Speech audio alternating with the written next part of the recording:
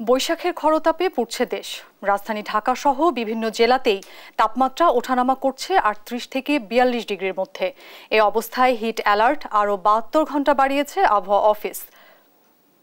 এ সময়ে তাপমাত্রা আর না বাড়লেও 42 ডিগ্রির আশেপাশেই থাকবে।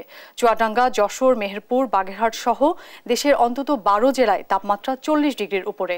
বিভিন্ন জেলায় এ পর্যন্ত হিট স্ট্রোকে মারা গেছেন 7 জন। গরমে অতিষ্ঠ জনজীবন। হাসপাতালে বাড়ছে রোগীর চাপ। আবহাওয়া অধিদপ্তর বলছে, আজ ময়মনসিংহ, সিলেট ও চট্টগ্রামে বৃষ্টি হতে পারে।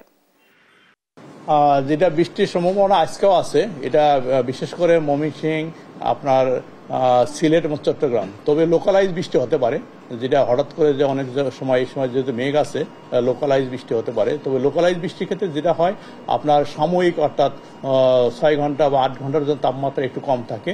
দেখা যায় এরপরে এর প্রভাব কেটে গেলে আবার তাপমাত্রা বেড়ে যায়।